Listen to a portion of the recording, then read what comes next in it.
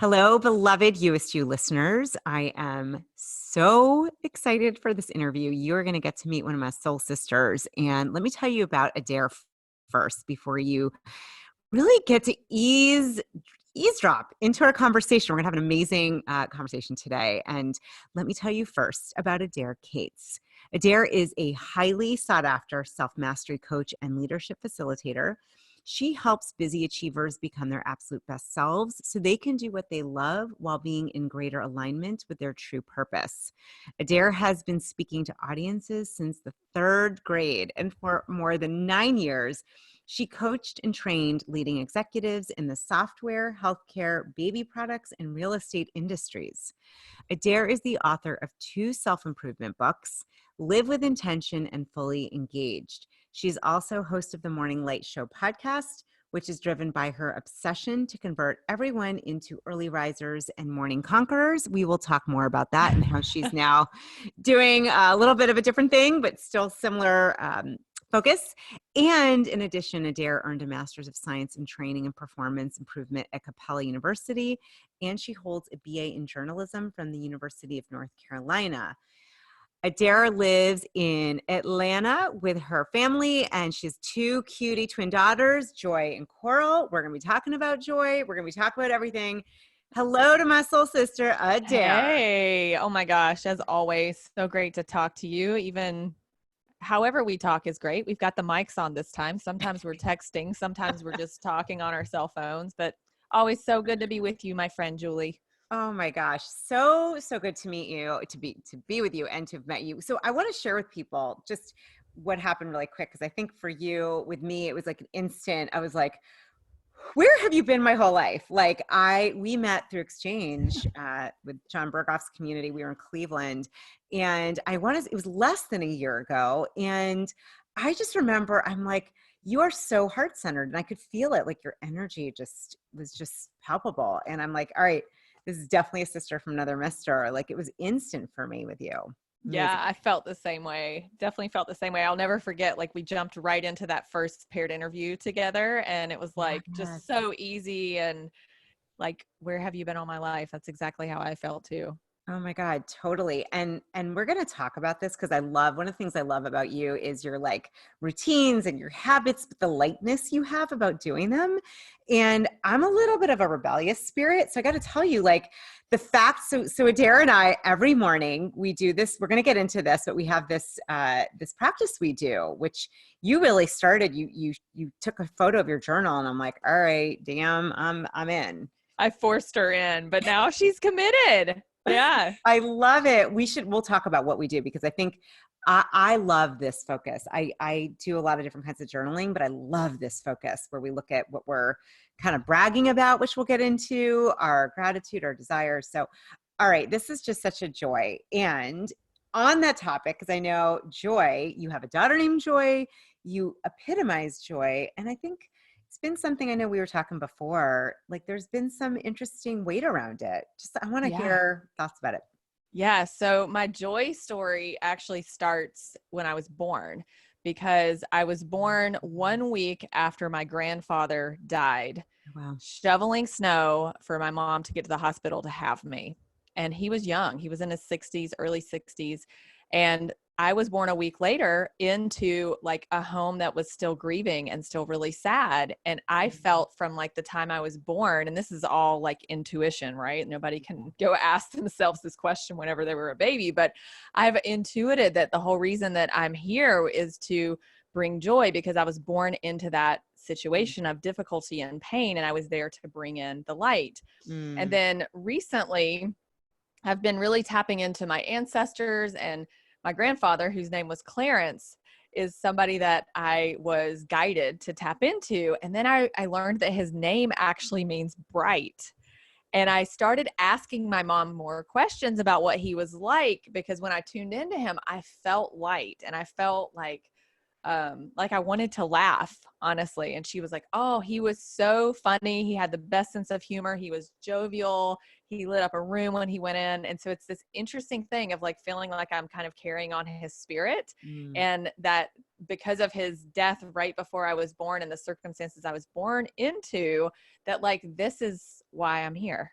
Wow, that's powerful. And I would say, most people don't necessarily have that narrative or know about you have something like that happen right as they're being born. And I love one of the things you'll love about Adair too, everyone listening, is that I love your just the depth, like your depth and your ability to look way below the surface and to make meaning and reflect. And I'm curious because I think so to come in when your family is grieving, I know that that's been something you've struggled with is this like having this joy and sometimes feeling bad about it. I don't want Yeah. to put words in your mouth, but like, I No, think we've we should talked about talk. it. Let's talk about it because I know you're not the only one. I've had that before. And I want to talk about also like the myriad of feelings and the holograph. Like, let's just go in because it's a fun combo. Absolutely. Yeah. I've been reflecting on this a lot lately because I'm going through a lot of difficult things in my life, some transitions, some big changes. My grandmother, who's 93 and a half, is on her deathbed, and I just spent Mhm. some time with her. And then I just look out into the world at, what's happened recently, like Yeah. this whole like Kobe Bryant dying, I feel like was a big, tip of the dominoes. I feel like this presidential impeachment stirs up a lot of like collective emotions and sadness. And Yeah. the theme over my life has been there's part of me that feels wrong for being joyful and happy and light with Mm, all the darkness in the world. And mhm. it was something I feel like that just got hammered into my head of like, you got to sit down, you got to get in the line, you got to be quiet, you got to shut it down, you got to stop being too much. You're too much for people. I heard that my whole entire life. And so Mhm. even to this day, 41 years old, I am still questioning whether or not it's okay to be joyful. Mm. All right. Wow. I have chills and I need to just pause for a minute because I think what you said really, really, really hit a chord for me, but also just to be told that your whole life when the truth is what comes up for me is that joy. So first of all, we can have hard things going on and have joy, and that joy, it is so needed. And we talk about this all the time. We are vibrating energy. And so joy being one of the highest emotions on the scale and vibrating at such at close to love, if not love, it's like, it's almost the reverse. Like we need you to feel joy. Exactly. No, Yeah. I totally agree. So kind of going back to what you were saying about the holograph, Yeah. you know, for all these years, we have been so stuck in linear thinking and like Newtonian and cause and effect and all of that. And now we Right. are really moving into a time where everything is happening at one time. It Yep. always has been, but we've now accelerated that. And so it is completely possible and completely okay for us to feel all of our feelings at any one moment in time. So, I mean, I could be crying 1 minute and then having a dance party and laughing and being joyful in the next second. And that's okay. There's beauty and joy in that. And like you said, that keeps my frequency high. And Yeah. when my frequency is high, that feeds that into high frequency into the collective. And that's what we need, because Yep. us lowering our vibration does Yeah. not do anything to serve the planet. And it's not to say that we shouldn't, and that's another paradigm buster, right? Is that you shouldn't feel bad, like bad things are going to happen to you if you lower your vibration. Right. Not true. Not true. Our focus is best served for us in the collective when we are on the high vibration, and there's going to be times when we are in those difficult emotions. So Yep. there's kind of this whole confusing dichotomy of like, oh, the law of attraction, right? If I have a bad vibration, something shitty is going to happen to me, Right. which I also think is just bullshit. Yeah. um, we need to feel it all. We need to be in it all. And if we have the capacity to cultivate joy in the midst of the murk and the sadness and the composting and the dying and all of it, then what a gift for the world. Yeah. Ooh, I am really resonating, and I think for me, for so long, like I just did not like those other feelings, and so my story, I used food, like it just blocks everything.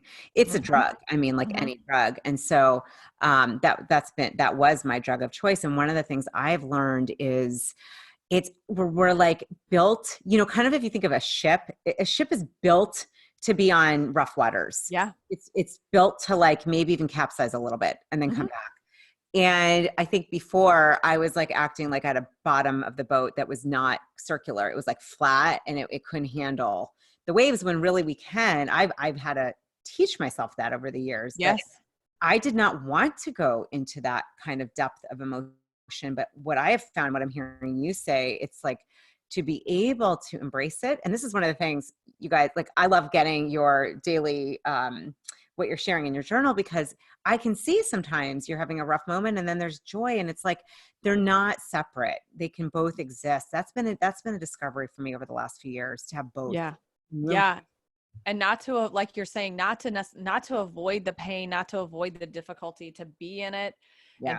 and to be true to yourself in Yeah. that process, and just let it flow through you. I was reading, I don't even know what book it was I was reading recently, but it was like most emotions last anywhere from 2 to 20 minutes. Yeah. And so if you will give yourself permission to just go wherever you need to go, Yeah. then there's no resistance in that. And one of my favorite books, Letting Go by Dr. David Hawkins, was probably my first glimpse into that. I read that, gosh, it's probably been 8 or 9 years ago. But learning to just allow, being an allowance of everything versus in Yeah. resistance, because what we resist persists.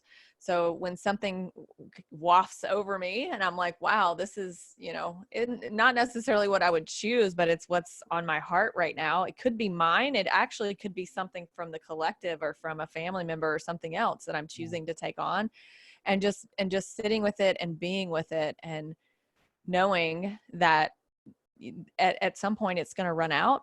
And if I choose to, I could have a dance party right then, or I could go pick up my favorite book, or I could go take a walk outside, or I could, not Yeah. to avoid it, Yeah. but to alchemize it. Yeah. Oh, I love that. The one thing I find that can be a little bit of a, can be challenging just for those, I know for me with kids, like sometimes it feels, what happens is a feeling will come up, I'll get triggered or something will, and I think you're also sensitive, empath. Like I feel a lot around people around me, the consciousness around, what's going on in our society or my own life. I'll feel something and I'll feel like I need to experience it, but I don't feel like having a breakdown and crying in front of my kids and my mom, or I don't feel like, if I'm angry, like I have ways of handling that. And I'm curious, like for myself, and I'm guessing I'm not the only one, how do you like weather those feelings? Cause 20 minutes can feel like a lot, especially some of the more challenging ones, like frustration or grief or not good, and whatever it is, right? Anger, whatever. Yeah. Anger. Yeah. Like, are there tips, or like, are there any ways that you could share how you do move through those feelings other than like having a total breakdown in front of people, which you Well, could. sometimes I choose that. Yeah. And Yep. then I beat myself up, which is also not productive. But the one thing that I've found always works if I choose to go there is if I will comfort myself, almost like I'm talking to a little child, and say, "It's okay, sweetie. Yeah. You're angry right now. You're upset. You're having a moment.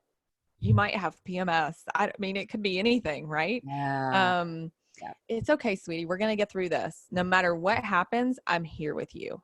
I'm holding you. And I equate it to holding space for myself. Mm, So in the work that I do as a coach and as a facilitator, that is what I do, is I hold a container for people. And that's what you do. That's what you do in your community and in your podcast. yeah. You hold a container for others.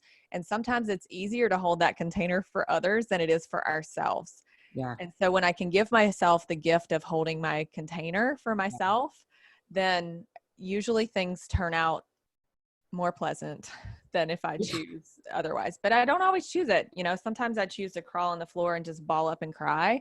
Sometimes I choose to yell at my kids. Sometimes I choose to just like Yeah. lose my mind driving down the road. I mean, it's all okay. I used to judge myself so much. And now I've just learned that when I choose not to judge myself and just allow, Yeah. things typically turn out a lot better than they would otherwise. And it's not to be in competition with myself, because I recognize that sometimes I'm not going to choose well, but if I can choose better next Yeah. time, or, more times than I don't choose, Yes. then here we go. Right. That's the growth process. That's evolution.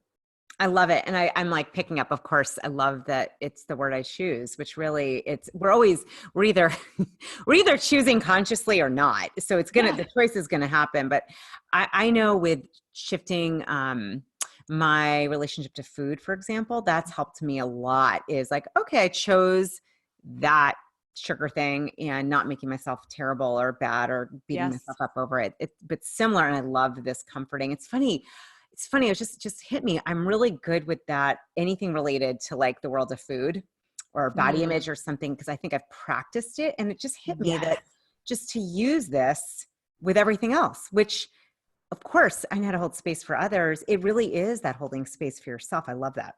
That's really Yeah. well. And we have triggers. And like you said, food was a big one for you. You worked on that for a Yeah. good bit of time. And now that's something that you're better at. Right. Yeah. And I think that's how we ripple out what we learn into all areas of our life. Absolutely. No, that's really, well, look, we're all emotional beings. We have emotions we're meant to. I really think this to me is one of the things I just hope in our lifetime that we see a major shift in our society and world where we're allowed to have feelings, especially for men and women too, but where we can experience and express and be able to do that in a healthy way. And I know, I mean, you do that with yourself. You've done that with groups. You do that in so many ways. Yeah, it's a practice, and we call it a practice for a reason. It's just like yoga. That's why I love yoga so much is I get on my mat. Some days I am like, oh my gosh, I am a bendy pretzel, like I, amazing you are, yogi. sister. You are a bendy pretzel. I'm And like a pretzel. other days I just want to like lay on my mat in shavasana the whole time and Yeah. maybe like shed a few tears. And I'm like, no, I can't do that double bind today. No, no, Yeah. my body is not going there, and it's a practice. And so some days we're better at it Yeah. than others. It's just about being able to love ourselves no matter what. And I think that's the other thing I was going to say about the high vibration emotions and the joy is it's a Yeah. really ironic because growing up, and this is probably the case for most people, growing up, we are taught through subconscious, like just picking up on the way people show up around us, that when we are happy and when we are good, then we are loved. We have that like Yep. um, Feedback. that feedback for us. Yeah. But like, it's so interesting to me that now I think that it's wrong to feel the joy and feel the good. And Mm, I'm like really wondering like what's happening inside of me to have that block or that confusion to say like, oh, it's not acceptable to feel that way. And I think it's because, yeah. I recognize that especially as an empath who feels what other people feel, that when somebody feels down, for me to feel joyful Yeah. it feels really off. And so my thought is, oh, well, they're not going to accept me because I'm up here. So it Yeah. kind of brings that same thing back up. But I've learned from my coach that we can think of our internal joy and like our own alignment as like a dimmer. Yep. And so we're in certain situations and we can just fully expand to like the 10 on the dimmer and just be the light and be in the joy and it feels right. And then we may have to like come down to like a 5 or even a 1, Yeah. when times are really difficult. But for us to completely cut off that pilot light is where I think a lot of us choose incorrectly, Yeah. because we should never cut out our light to make somebody else feel better. Mm. I goodness, I relate to this so much. And I Yeah. think, and it can also, I think what happens is when you feel your light, like, that's a sense of connection, divine connection to your higher self, connection to your heart. And I've had moments where I don't feel that. And what can happen is, and as an empath, you can sense when others don't have that. And it's really, really what I think is really happening is that those around, I know when let's say I'm not in that space of joy at this point, I'm usually like, bring it on because it helps me. I vibe with you and I feel more joyful. But I know in the past, sometimes when I wasn't feeling at my best, it would make me feel worse about myself. Why? Yes. Because I just thought I couldn't, I looked at that person and thought, oh, Why are they so happy? and the real underlying thought was, why can't I do that? What's wrong with me? Oh, For me, yeah. at least for me, or it could be projected on them. I did the whole like, what's wrong with me? That tends to be my story. But it's either way, either side of the coin. it's going outside of yourself, like something's wrong, and there isn't Yes. anything wrong. So I'm like realizing deductive reasoning, actually, we've got to be, I mean, I know this, but like, as you're talking, it's like you're being that joy, no matter how lit up the pilot light is. It really shows that you're able to, first of all, not change yourself based on other people, but also Mm. what's possible. What's possible. Yeah. It's actually resilience at its best. Yeah. No, well, in the end, you said it. It's like it's a natural human need, desire to be loved, to be accepted. And so I think going to what you just said, Adair, too, it's like, the okay, sweetie, like I'm going to give you space. The truth is we got to go first. You got to like be your best friend first, because that's where it starts. Yeah, Yeah. I know. And that's the toughest journey sometimes, is the journey back into your own heart. Oh God. Yeah. I mean, daily practice. That's why, really legit so many people we know, it is a daily. Yeah. And interestingly, like I'm having an insight about my like daily routines and my practices that, Yeah. Tell us about it. well, it's something that I started doing, gosh, it's been probably 10, 12 years ago when I read the book, The Secret. And it was like, you should have a gratitude journal and write your gratitude every day. So that's where I started. I would write like 3 things in my journal I was grateful for. And then it just expanded from there. And then I've always enjoyed writing. And so I would write gratitude, just kind of write whatever was happening in the day, like a diary, or just write things to myself, write things I wanted to create in my future, all of those types of things. And I've added a lot of different things over the years, but a big piece of it is, honestly, I'm realizing it is that sense of like discipline and control. And you have to like put a lid on that fun because you're too much. And so I've almost, in some ways, I'm having to like watch myself with my practices, because there's a fine line between being like too rigid and Yeah. being like too free spirited. And I think I got the same message you did about like being a rebel and being a free spirit and like all of these things. And so to Yeah. me, those daily practices were ways for me to put some like discipline in, some consistency in, but in ways that felt aligned with who I am as a person, versus like somebody else telling me like, this is what you have to do. This is the, the order of things. So it's interesting. I've created these routines to really increase my joy, and I still have to watch myself. I mean, even with, I was thinking about it, just right before we got on with food, like I've gotten to the point where like I haven't had any alcohol, and I think I'm done. Like that's perfect example. I did a 30-day challenge with myself, no alcohol. I love doing challenges. That's like my thing. And then it like creates a new habit. I gave up dairy a long time ago. I gave up gluten last year, but there's a part of me that says, but if I choose to have like a big piece of chocolate cake and a glass of wine, it's okay. It's kind of like we're talking about with our emotions, right? Like we can't judge ourselves that we Mm-hmm. choose that sometimes. Woo. So I'm going to add, this is so fun. I'm just thinking, I feel like anyone who's listening, this is like you and I, and it This is a happens to be normal recording. conversation. Yeah. Yeah. I'm like, cause now I'm just free flow. Cause I'm like, oh my God, I Yeah. got to share about judgment. So this is kind of funny story. Saturday night, Heath and I were, I don't watch a lot of TV at all. A lot of it's not, to be very honest, I don't find it very high vibrational. Yeah. Me neither. I don't watch a lot of TV. No, Gaia TV, some things on YouTube. But so I was like, let's watch something really light. Okay. So that was the overarching theme. We go downstairs, we're like, something light. And then I don't know what happened, but the next thing I know, we're looking at YouTube videos because we got finally our new modern TV that's like hooked up to, all the Nice. internet, which so 20 years old. That's okay.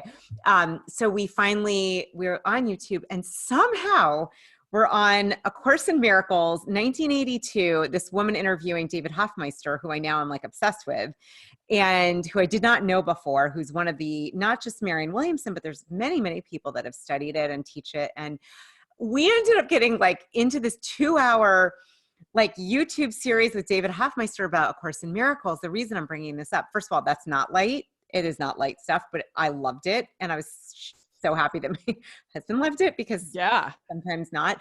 No, he loved it. And they talk about over and over and over again about judgment. And Mm. this thing about judgment is, it's an illusion. We judge others, we judge ourselves, but it really causes suffering, any Oh, kind of yes. judgment. And I was like, I've been asking myself, and I talked to our friend Jesse about this as well. And so I already was kind of primed, but I'm like, do I want to suffer or do I want to feel good? And it's like, Mm, it's just, that's helped me a lot. And I just think it's yes. interesting about the judgment piece, because I think anyone who's human being probably does some sort of judging. I think Yes. I do. I'm working on that. That for me that is a daily practice, not judging And the myself. self-judgment, I think, is the worst for Oh, me. oh yeah. I'm pretty good with other people. I guess it's like the empath energy. I mean, it happens Yes, because me too. it Yeah. naturally happens, but I'll start to judge myself. And what I found is this is like a big learning for me is I've been very immersed in, as you know, from our daily practice, I've been very immersed in like self-care and pleasure and focusing on joy and being Yeah. really tuned in to like what lights me up and what makes me feel alive. And that is me, like at my core.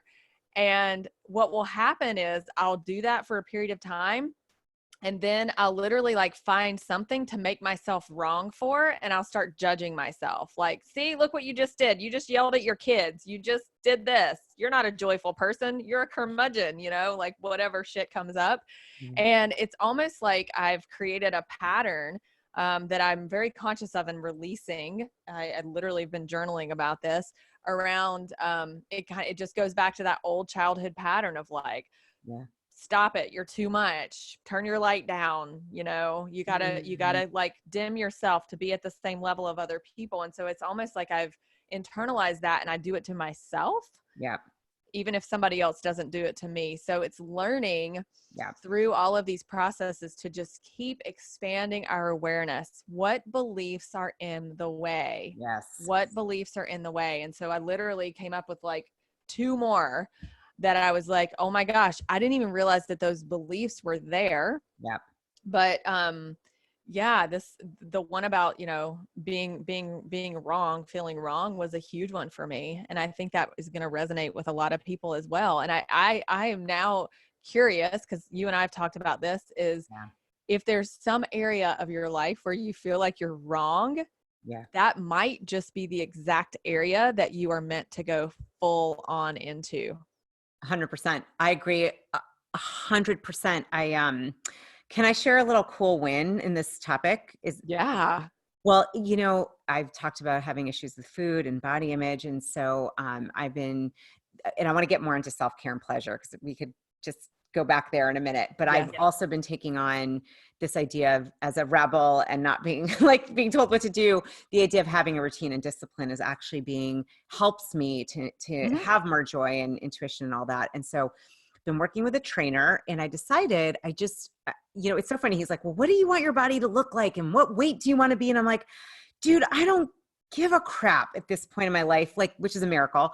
I just want to be healthy and strong, feel fit. And I'd like to feel a little like sensual here and there, but like for me, I don't have I don't look at it that way. So he, just to track what's going on, he had me get on this like, weight composition body machine scan. And I Yeah. did, and just got on it again 2 weeks later. And this was a miracle for me. I lost a little weight, whatever it was. And I realized, because this used to be like my biggest issue. And I got off it, and I was like, I just realized I have no attachment. It's great, but I could care the Wow. F less, because that's not what's driving me. So my judgment, what I'm saying is, it works when you start. Now that took me a long time. It doesn't have to though.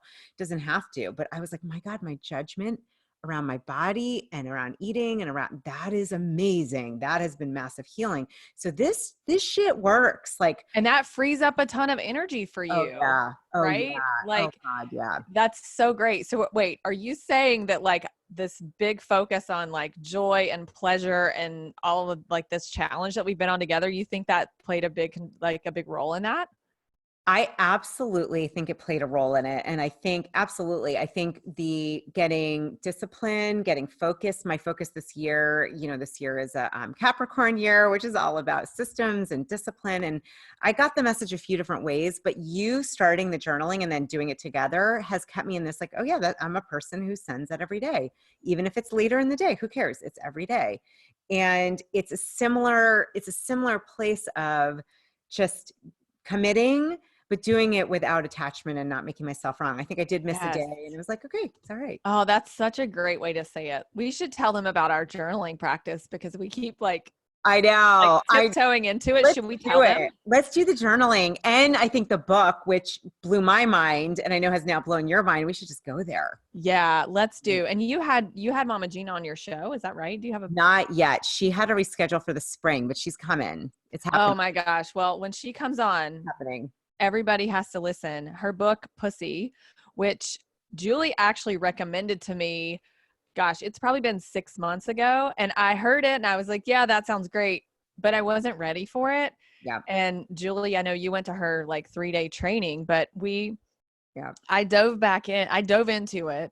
And as soon as I dove in, I got back on Julie's radar with it. And she was like, oh, this is awesome. Like, I want to I'm in it, but I want to go in it even more. And one of the practices that she recommends in the book is what we're doing every single day. And I can't remember what she calls it. It's probably I don't know, pussy reclamation or Yeah. radiance. Oh, it's for radiance. That's what she calls it. It's like That's right. your radiance, how to increase your radiance. And basically what we do is every day we send a picture of our journal, and our requirement is we have to put in 3 things that we're proud of, that we're bragging about. Because Yeah. that's one thing, especially as women, that we're not good at is Yeah. tooting our own horn. And when we say brags, we're talking about brags around being joyful, self-care, pleasure, fun, just for the hell of it, some awesome freaking cool piece of jewelry that we bought ourselves, like Julie's new ring or her new kimono that she just got, or I've got a new awesome shirt coming to me. It's these splurges that we make that we've been taught is oh, you shouldn't do that, or you're too much. The brags, 3 of those, 3 gratitudes, which that's so easy for me. The gratitude's easy. You know why the gratitude's so damn easy? Yeah. Because it's about somebody else or Yep. something else. The Yep. brags are about you. And that's what I'm learning. The joy and the fun and the exuberance is about us Yeah. internally. And that is the hard part. I think the gratitude is the easy part. And then the last thing we do is 3 wishes or desires. Mm. And this is anything that we have, because the idea is, as with our feminine energy, we have this cauldron in front of us, and we just put all of our desires in there and we let them just roll around and churn up and attract and allow in whatever it is that we choose. And so that's what we do. And That's it what has we been do. amazing So what that fun. has done. Well, it's fun. First of all, it's fun, which I'm decided that's my word for the year because it's Yes, fun, I fun. think, needs to be all of our Yeah. markers. If it feels good and it's fun, do it. If it Ex- doesn't, don't do it. If it feels like drudgery, we've just been taught that it's not supposed to be fun. That's right. And I don't know about you, but for me, this whole idea of being in alignment, my alignment comes when I'm having fun. Everything I'm doing, I'm like, is that fun for me? Does that feel like that brings joy to me? Does that move my soul? If it does, it's a green light. If it doesn't, if it's not a full fun yes, I'm not going to do Yes, it. And I've said, totally. And how do we know that? I think you're right. I think everybody has to know what their alignment feels like. Mine is also joy, fun, yeah, whatever. And I mean, for somebody else, it may feel I don't know. I have no idea what it might feel like like. peaceful or ease or Yeah, yeah, very, yeah, yeah, or calm or yes, organized or whatever it might be. But yes, my natural state is light, just like I came into the world, right? yeah, Light in the darkness, bright. And so when it feels like that for me, I know that it's going to be energizing, and it's going to be something that I'm going to be able to endure through yeah, the hard times. Because if it's not aligned in that way for me, as soon as something goes off, yes. then it's going to be hard to keep plugging through. And so that's why we have to reassess all the time. Oh, I'm so We with you. evolve. And look, the thing you kind of said this, 12 years ago when you read The Secret and it became a habit. And this for me, I've actually, one of the things I've been working on is this energy of slow and steady. Like, it doesn't have to all be done in one day. You do little bits every day, just a little bit of gratitude, a little bit of, the bragging, the desires, a little bit of time meditating, a little bit of time moving. Make sure you have fun, because it's cumulative. It becomes a habit. That's Yes. why, that's how you get to the bigger goals. Not to get all in the head about it, but I do think it's funny. I've just seen like they go together.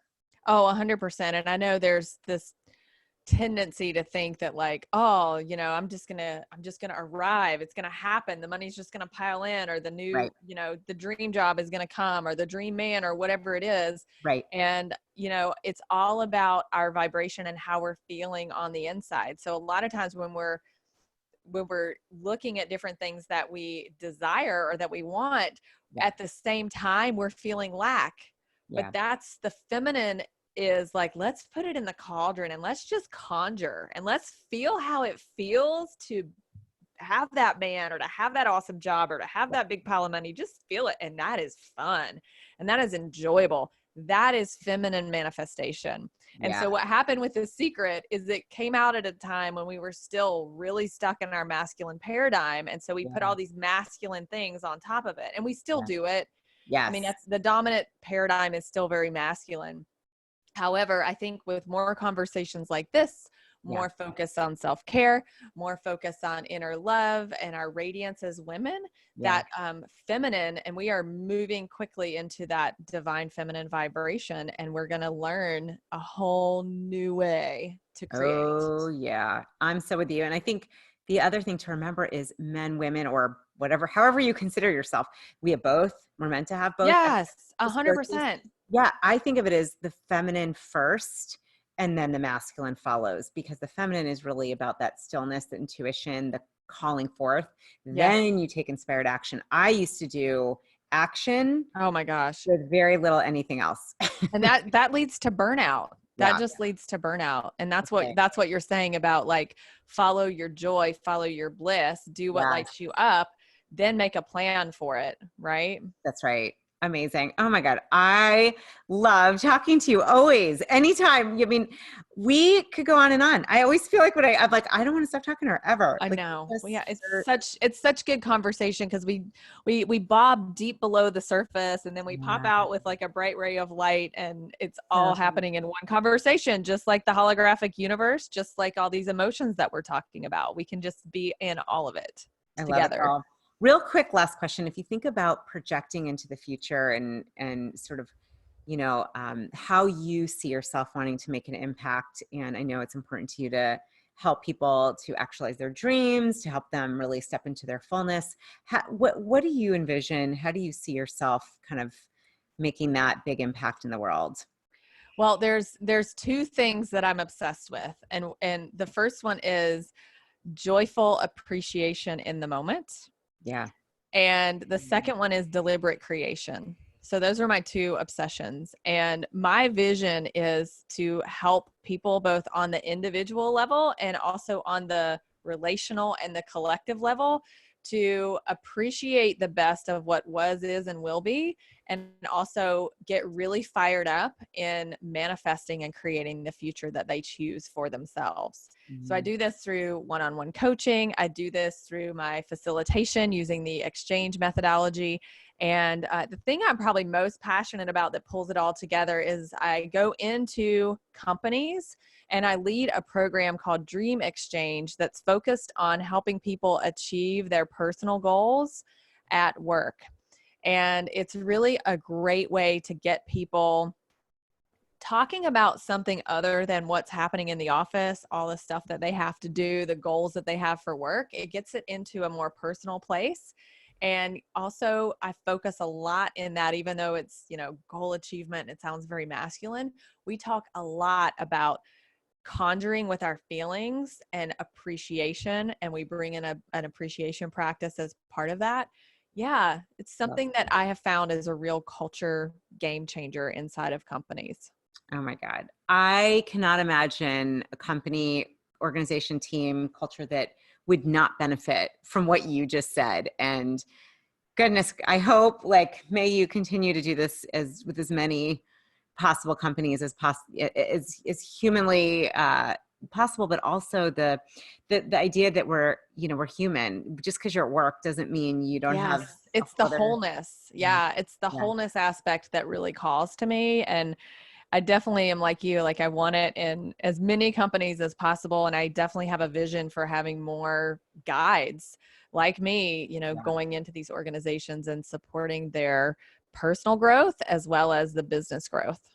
Well, I see it for you, lady, Thank and you.